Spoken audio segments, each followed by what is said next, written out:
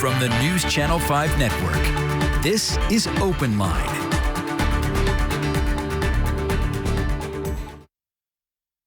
Hello, everyone. Welcome to OpenLine. Glad you are with us. It's Tuesday, September 14th, 2021. So we're moving right along in this year. We are talking tonight about funding for schools in Tennessee. There have been 3 reports in the last 10 years that have been put out by the Beacon Center about funding in schools in Tennessee. And we're going to be talking with someone from the Beacon Center about that, about the most recent report. Kind of what do they think?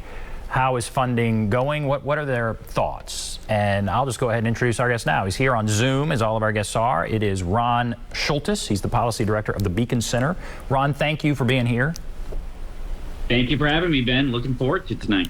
So, okay, I'm going to ask about your findings. Beacon Center, what would you say? Are you for limited government? I know you're nonpartisan. Are you more libertarian? What from the lens that we'll be getting this information, what is it? That's right. So we are a nonpartisan, nonprofit, free market think tank. So we don't get involved in social issues. So we focus solely on economics. And so what are the ways that government either could waste less of our money or use our money more efficiently, or where are the ways that government is getting in the way of Tennesseans living their version of the American dream? And so we seek to identify and then seek to remove those barriers. Okay, so that gives people some sense, and they can ask more questions as they call in. This report on education, what did you find? What are kind of the highlights of what you found as far as education spending in Tennessee? Yeah, so what we've seen is a disturbing trend since 2012 when we issued our first report. And what we've been tracking is how much of our tax dollars that are put towards education end up in the classroom, right? That's where the trenches of education happens, is with students and teachers. And what we've seen is over time, the amount of funding percentage-wise is decreasing. Year over year, our state lawmakers allocate more and more of our tax dollars to public education, right? Which is one of the main services that they provide is our public school system. And so if it's going to be an $11 billion expense every year, we want to make sure that those dollars are getting where they're intended to as much as possible. And that's in the classroom. And what we've seen is that has not been the case. And as the years have gone on, there's been some crowding out due to some other areas. And so what we wanted to do was draw attention to that to hopefully ensure that those dollars are getting where they're intended to and where they can make the most impact. So to drill down into that, when you say not going into the classroom, how are you defining that? Because I'm sure, I think that's important to kind of identify. So when you say money is not getting into, what percentage are you talking about, and what do you mean by it's not getting into the classroom? Sure. So what we looked at is what is considered instructional spending. So that's salaries for teachers, textbooks, materials, things like that. And the national average across the country is 60% of all dollars in education making it into that instructional category. So that's kind of the national benchmark, is 60%.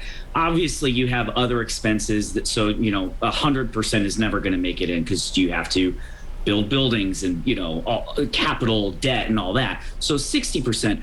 But what we've seen here in Tennessee is that it's at 53%. So well below that national average. And it's been declining over the past several years overall.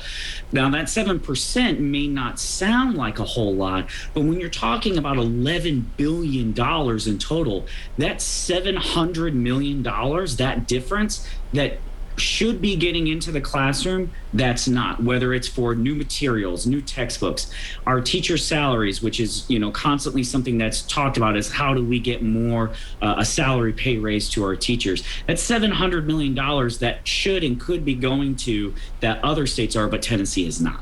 So where is that money going? It sounds like you're saying it's going to administrators and that kind of thing, but where is that money going?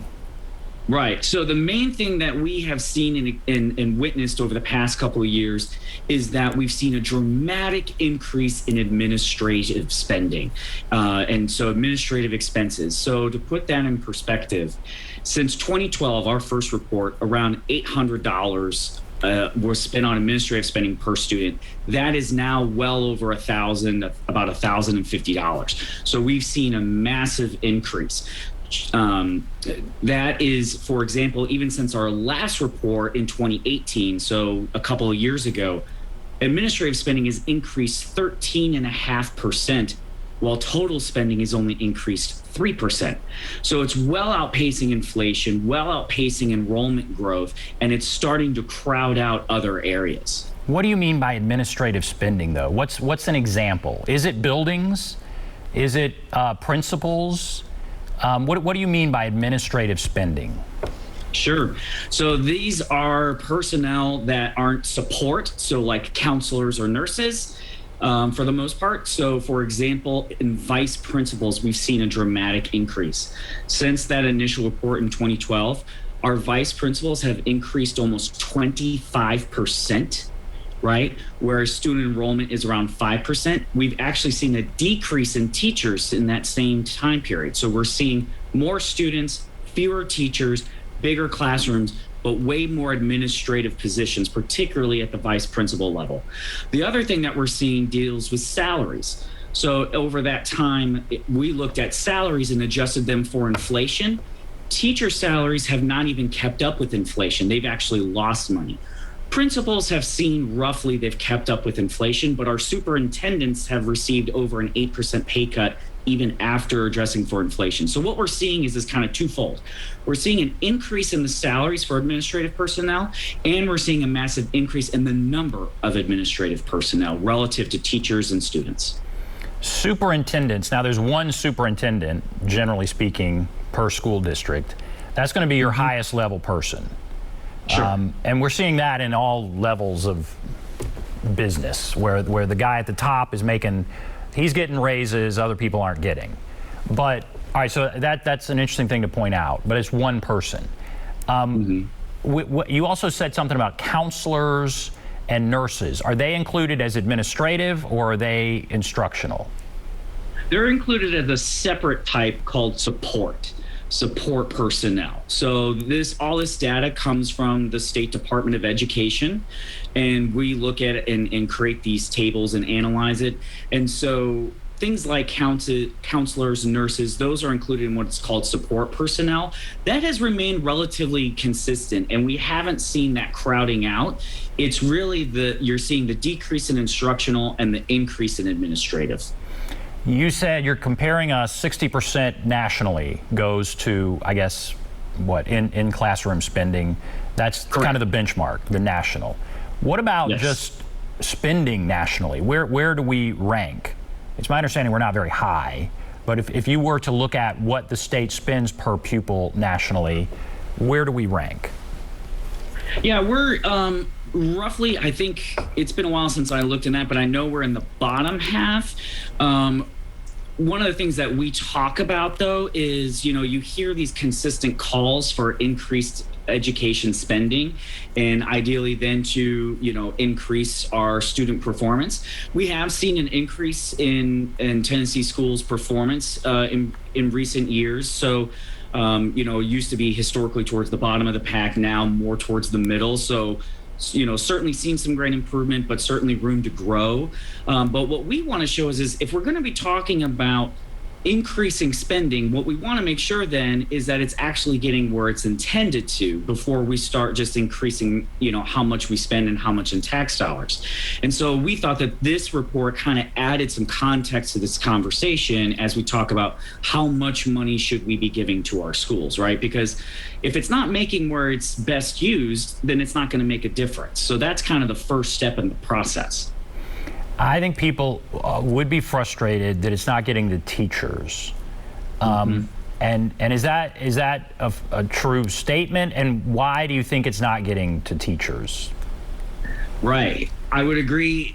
Certainly that's what we all hear, is that, for example, we hear from the state legislature that they're giving 2% teacher raises, right? We heard that, I believe, beginning of this year in the special session that the governor called and that the legislature did. Well, the problem is how Tennessee's funding formula works. It's not as clear cut as that. It goes into different buckets.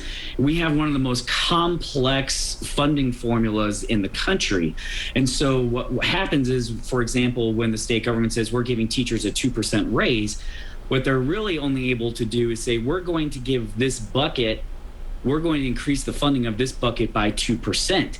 And then it's up to our local area, our school districts and school boards in how they create their budget and actually determining how that money gets used.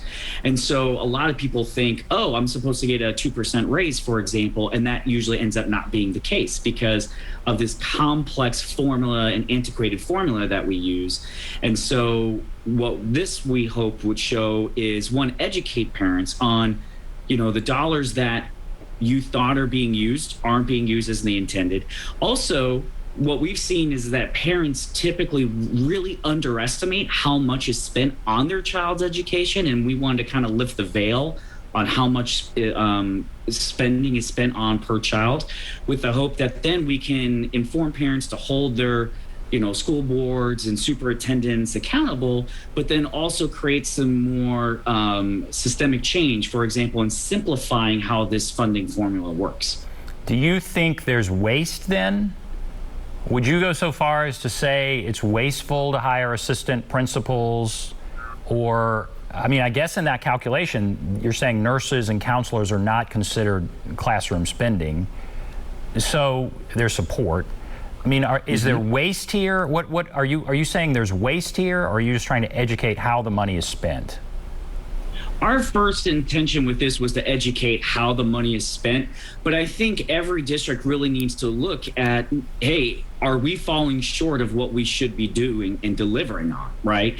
And so when we have this clear gap between us and the national average, maybe then there are some areas of waste or ways to, reallocate those dollars to where we'll see the best bang for the buck, and that's in the classroom. So that was the main focus of this one. But I think our, school boards need to look at all areas.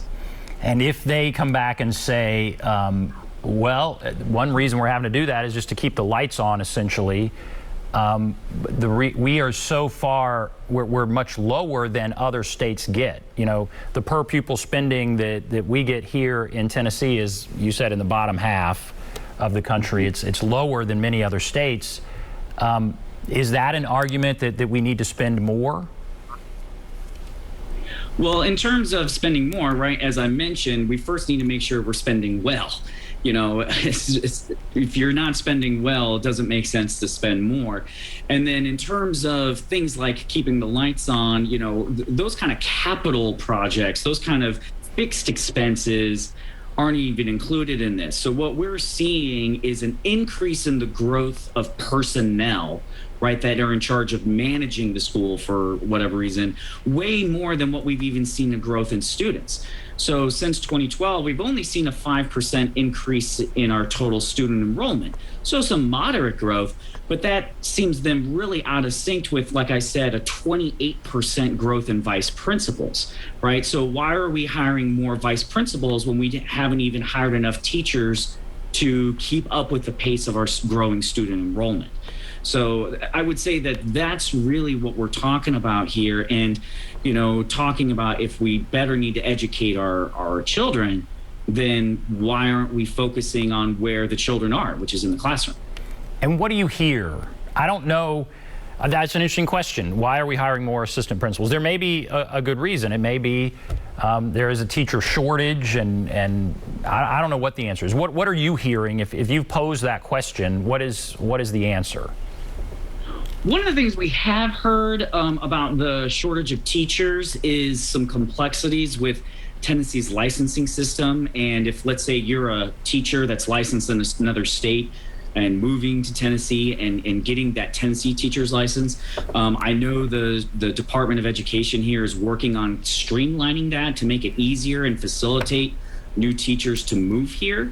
So that is one thing that we have heard, and I know that they're looking at fixing to make it easier for new teachers to come here from other states. You know, as we all know, Nashville particularly, but Tennessee as a whole is growing by and large.